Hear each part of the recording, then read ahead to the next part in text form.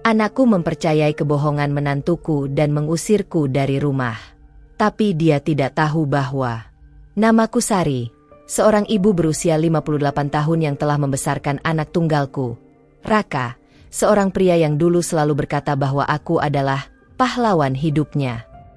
Aku tidak pernah menyangka, anak yang kubesarkan dengan penuh kasih, suatu hari akan mengusirku dari rumah yang dulu kami bangun bersama dengan keringat dan air mata. Aku masih ingat hari itu dengan jelas. Udara pagi terasa dingin, tapi tidak sedingin kata-kata yang keluar dari mulut anakku sendiri. Di hadapanku berdiri Dina, menantuku, wanita yang dulu kuanggap seperti anak kandungku. Senyumnya tampak manis, tapi aku tahu di balik senyum itu ada sesuatu yang gelap. "Bu, mungkin ibu sebaiknya tinggal di tempat lain dulu," katanya lembut, seolah-olah yang ia ucapkan bukan pengusiran halus. Aku menatapnya dengan bingung. "Kenapa, Dina? Apa aku melakukan sesuatu yang salah?" Sebelum sempat menjawab, Raka datang dengan wajah tegang. "Bu, aku sudah dengar semuanya. Aku tidak menyangka ibu bisa sejahat itu sama Dina." Hatiku terbelah dua. Jahat? Ibu tidak pernah menyentuh dia. Nak, ibu bahkan memperlakukan dia seperti anak sendiri. Tapi Raka tidak mau mendengarkan. Dina mulai menangis, menggenggam lengan suamiku erat-erat, dan berkata di antara isaknya, "Aku cuma ingin diterima, Kak, tapi ibu selalu menghina aku di belakangmu." Aku tertegun. Bohong. Semua itu bohong besar. Aku tidak pernah mengucapkan satupun kata buruk tentangnya. Tapi Raka mempercayai setiap air mata palsu itu. Hari itu, tanpa sempat mengemasi barang-barangku, aku diusir dari rumah sendiri. Aku berjalan di bawah hujan deras, tanpa tujuan. Setiap langkah terasa seperti luka baru. Di pikiranku hanya ada satu pertanyaan.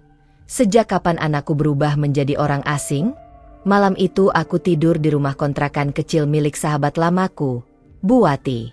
Dia memelukku sambil menatapku penuh iba. "Sabar ya, Sar, aku tahu kamu tidak mungkin berbuat sekejam itu." Aku mencoba tersenyum, tapi air mataku terus jatuh. Aku tidak tahu harus mulai dari mana. Dina benar-benar berhasil membuat Raka membenciku.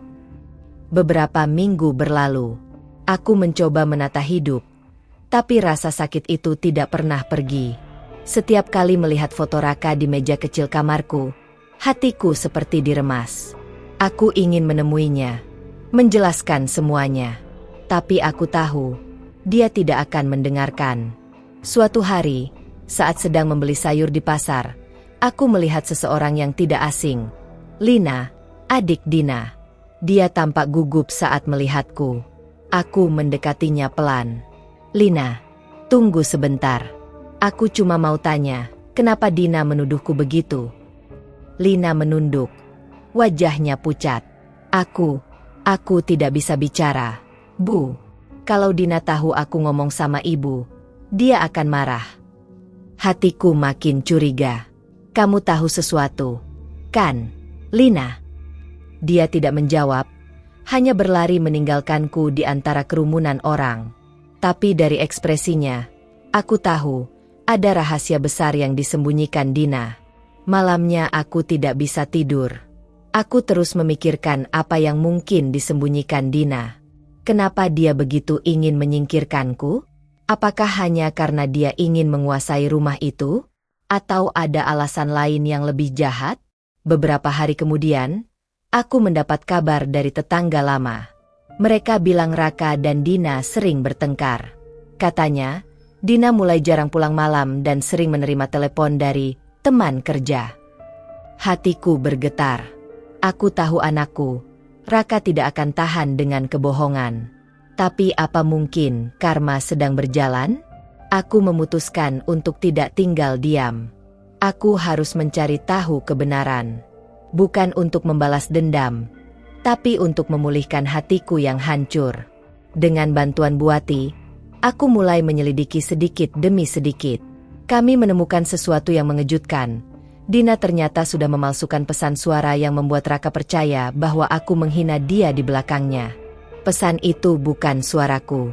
Tapi Dina menggunakan aplikasi untuk meniru suaraku. Aku gemetar mendengarnya. Aku harus buktikan ini. Aku tidak bisa biarkan kebohongan ini menghancurkan keluargaku.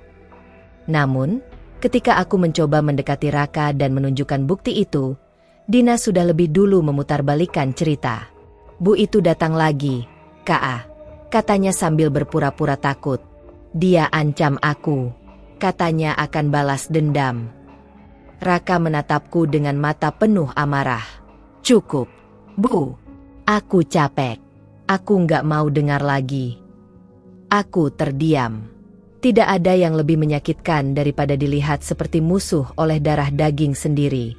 Tapi aku tahu satu hal. Kebenaran tidak akan bisa disembunyikan selamanya. Malam itu, saat aku pulang dengan hati hancur, seseorang mengetuk pintu kontrakanku. Ternyata Lina. Wajahnya penuh ketakutan, tapi juga seperti ingin bicara. Bu Sari, aku nggak tahan lagi. Aku harus kasih tahu sesuatu.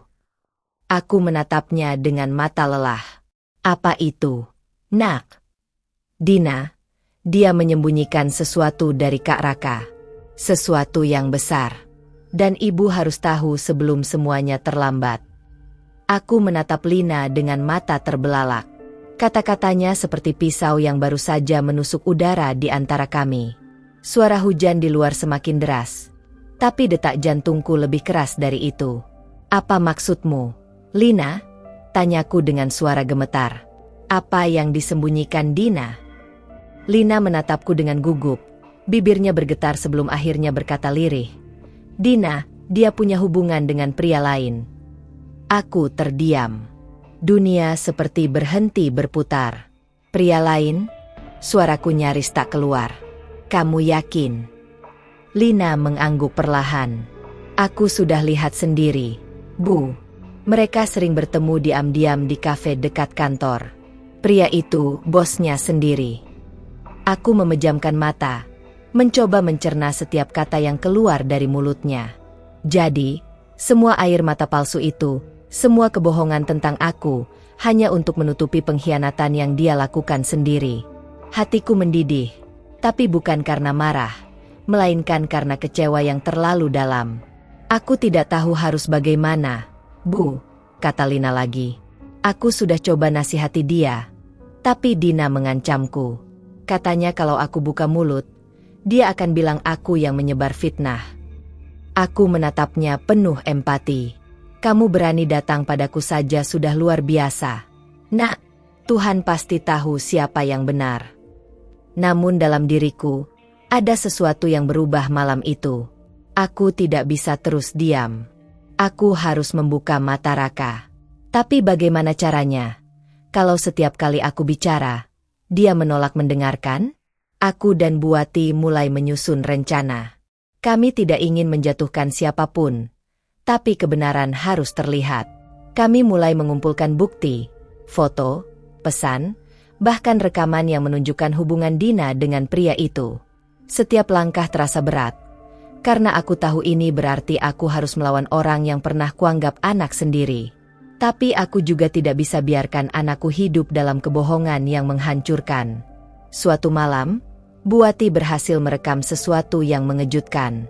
Dina sedang di dalam mobil dengan pria itu.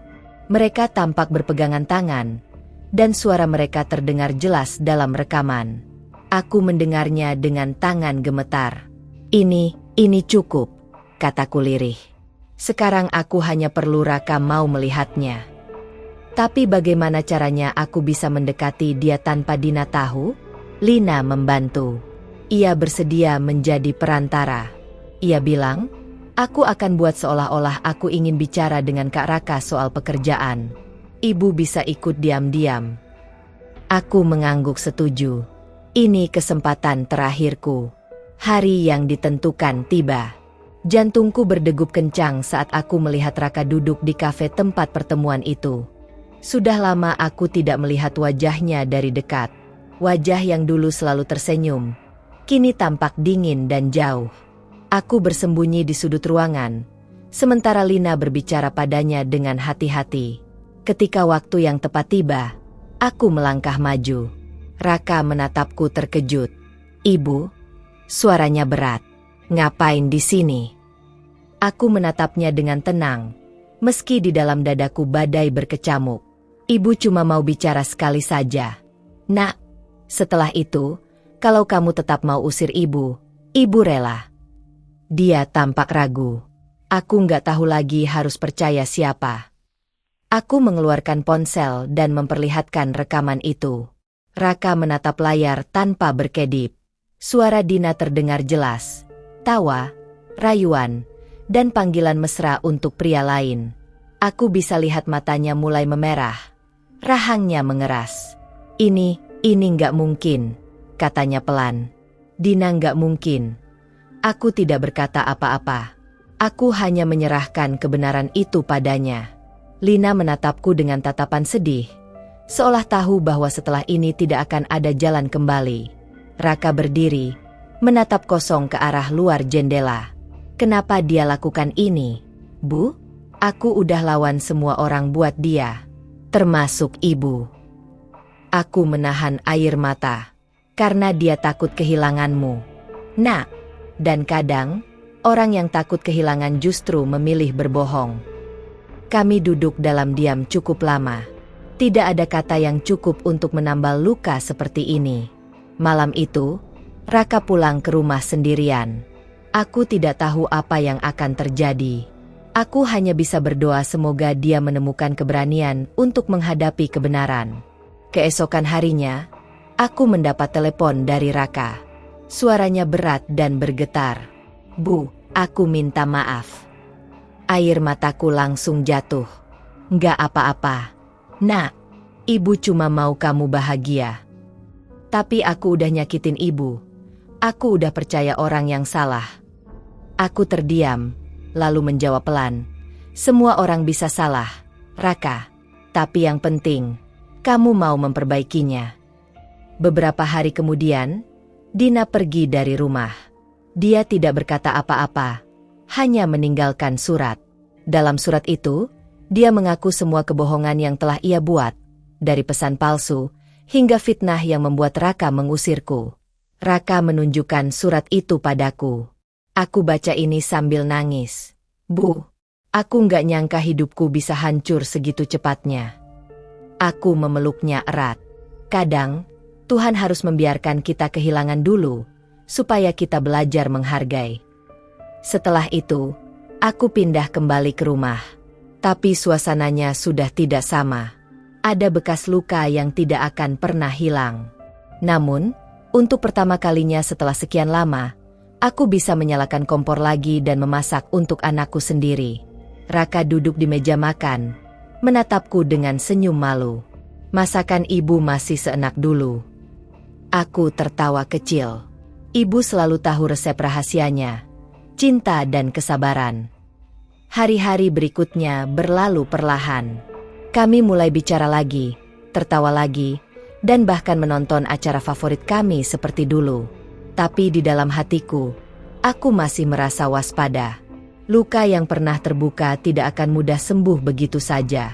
Lina kadang datang berkunjung. Ia tampak lebih tenang sekarang. Aku lega semuanya udah berakhir. "Bu," katanya. Aku mengangguk. "Kamu juga sudah berani memilih jalan benar, Nak. Itu luar biasa." Namun ternyata, kisah ini belum benar-benar berakhir.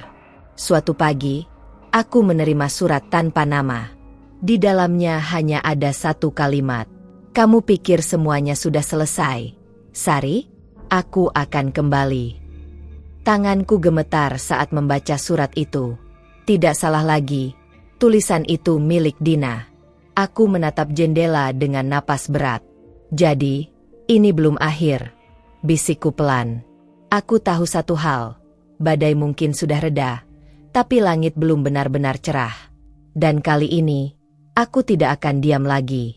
Aku duduk lama di kursi ruang tamu, memandangi surat itu berulang kali.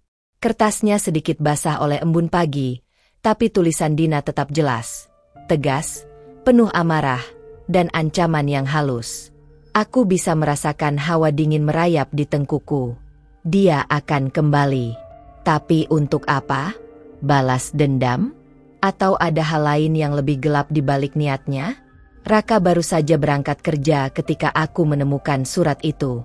Aku memutuskan untuk tidak langsung memberitahunya. Aku takut reaksi emosinya justru membuat situasi makin rumit. Sepanjang hari, aku merasa diawasi. Setiap kali keluar rumah, aku melihat bayangan seseorang di ujung jalan. Aku yakin itu bukan kebetulan. Dina memang sedang memantauku. Sore harinya, aku menelepon Bu Wati dan menceritakan semuanya. Dia terdiam sejenak sebelum berkata, "Sar, jangan panik. Kalau dia benar-benar kembali, kita harus siap." Aku mengangguk.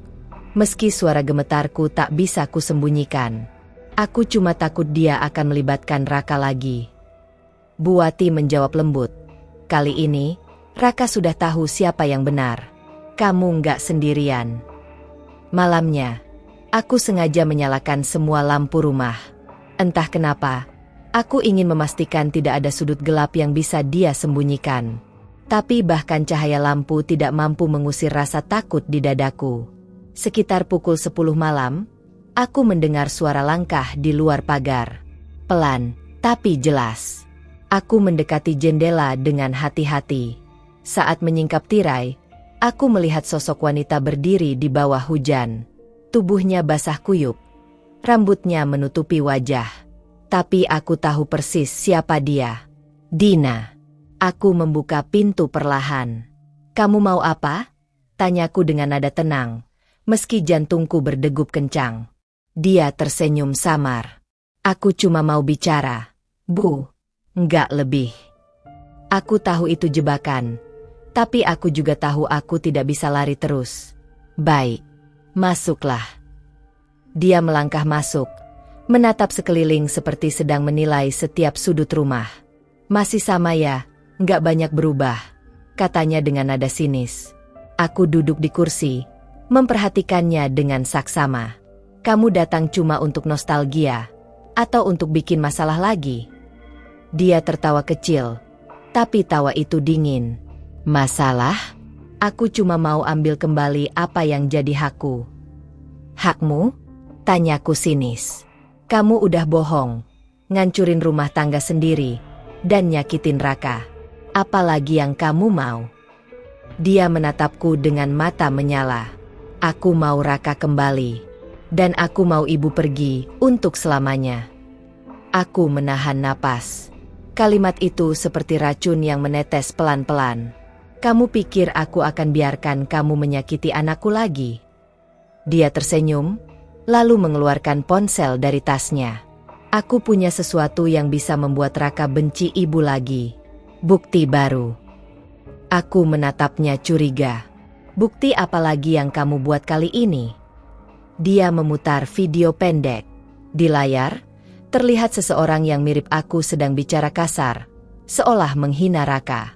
Tapi aku tahu itu palsu lagi. Suara dan wajahnya disamarkan dengan teknologi yang sama seperti dulu. "Berapa lama kamu mau hidup dengan kebohongan, Dina?" tanyaku pelan. Dia mendekat, berbisik di telingaku, "Selama kebohongan itu bisa membuatku menang." Aku berdiri dengan cepat. "Kamu nggak akan menang kali ini." Dia tersenyum dingin, melangkah mundur sambil berkata, "Kita lihat nanti, Bu." Begitu dia pergi, aku langsung menghubungi Raka dan menceritakan semuanya. Raka terkejut tapi mencoba menenangkan diriku. "Tenang, Bu. Aku akan urus semuanya. Aku nggak akan biarkan dia ganggu lagi." Namun, 2 hari kemudian, Raka dipanggil oleh kantornya karena ada laporan bahwa dia mencuri dana perusahaan. Dan laporan itu dikirim dari email anonim. Tapi gaya bahasanya tidak asing. Aku tahu, itu ulah Dina lagi. Aku menggenggam surat pemanggilan itu dengan tangan gemetar. Dia benar-benar mau menghancurkan hidup Raka. Gumamku. Bu Wati datang sore itu, membawa kabar baru. Aku punya kenalan di kantor polisi. Mereka bisa lacak pengirim email itu. Kami menunggu dengan sabar selama beberapa hari. Dan hasilnya membuat darahku berdesir, Pengirimnya benar, Dina Sasmita. Dengan bukti itu, Raka akhirnya bisa membersihkan namanya. Tapi polisi juga menemukan hal lain yang lebih mengejutkan. Dina ternyata menggunakan identitas palsu untuk mengambil uang dari rekening perusahaan tempat dia bekerja dulu. Sekarang semuanya terbuka. Tidak ada lagi yang bisa dia sembunyikan. Dina akhirnya ditangkap. Tapi saat dibawa pergi, dia sempat menatapku dan berbisik, "Kamu pikir ini akhir? Aku nggak akan berhenti." Aku memejamkan mata. Untuk pertama kalinya, aku merasa bukan hanya kesedihan, tapi juga kelegaan. Kebenaran memang datang terlambat, tapi saat tiba, ia menerangi semua kegelapan. Beberapa bulan berlalu, rumah ini kembali tenang. Raka mulai tersenyum lagi, dan aku bisa tidur tanpa rasa takut. Namun, setiap kali hujan turun dan angin malam berbisik di jendela, aku masih teringat wajah Dina di malam itu. Basah, gelap, penuh dendam. Dan di dalam hatiku, aku tahu sebagian bayangannya mungkin tidak akan pernah benar-benar pergi. Beberapa bulan berlalu sejak Dina di penjara, dan aku pikir semuanya sudah berakhir. Rumah ini kembali hangat. Tawa Raka mulai terdengar lagi di setiap sudut ruangan.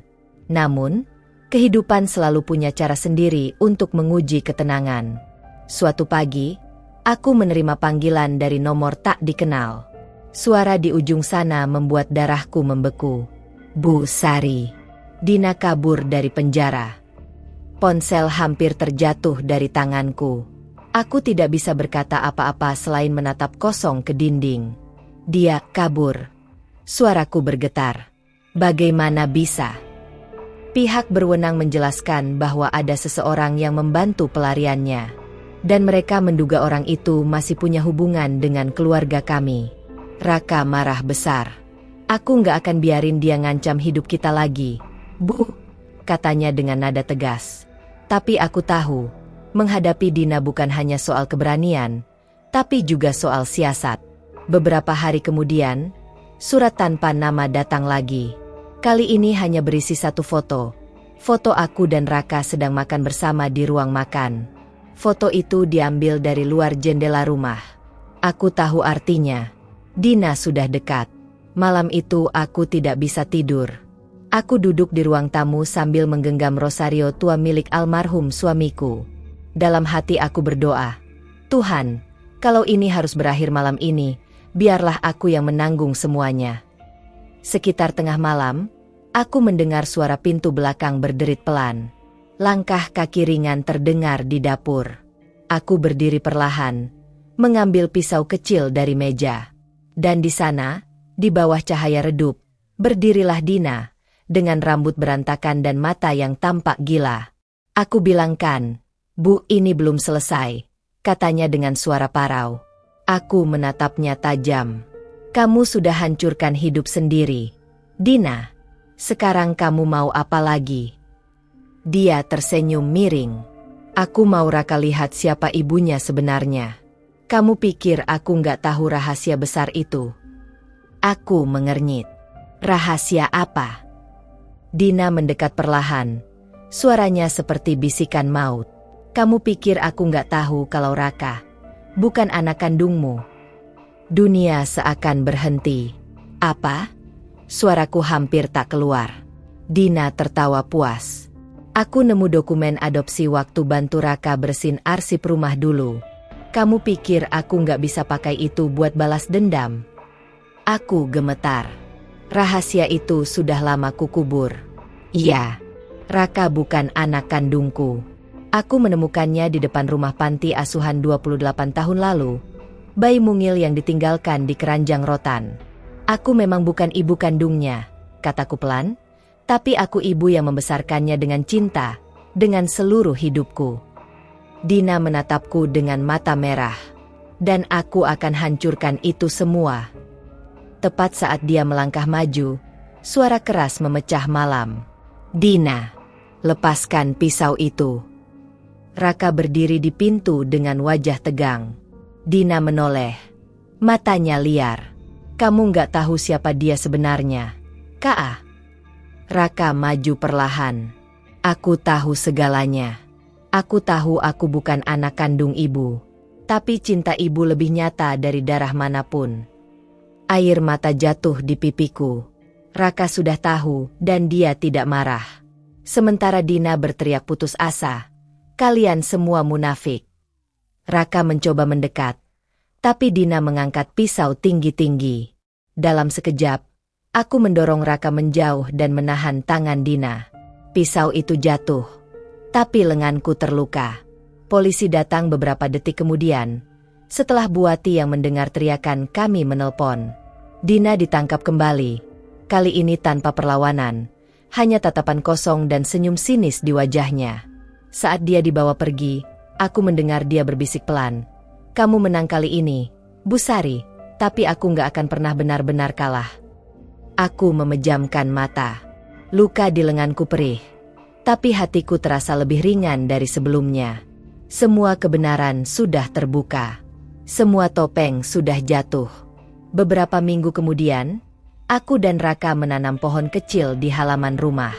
Untuk kenangan, katanya, supaya semua luka berubah jadi kehidupan baru. Aku tersenyum, menatap pohon itu tumbuh di bawah matahari sore. Kadang, dari tanah yang penuh air mata, justru tumbuh sesuatu yang indah.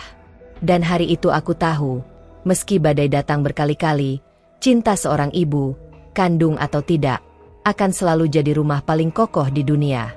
Terima kasih sudah mendengarkan kisah penuh emosi ini sampai akhir. Cerita ini mengingatkan kita bahwa tidak semua darah melahirkan cinta, tapi cinta sejati bisa melahirkan keluarga yang sesungguhnya. Kalau kalian tersentuh oleh kisah ini, jangan lupa klik tombol suka, tulis pendapat kalian di kolom komentar, dan bagikan video ini agar lebih banyak orang bisa merasakan pesan yang sama. Dan yang paling penting, bergabunglah dengan keluarga kami dengan cara menekan tombol subscribe dan aktifkan lonceng notifikasinya, supaya kalian gak ketinggalan kisah drama keluarga lainnya yang tak kalah menggetarkan hati. Sampai jumpa di cerita berikutnya, di mana air mata, rahasia, dan cinta akan kembali berpadu dalam satu kisah yang tak akan kalian lupakan.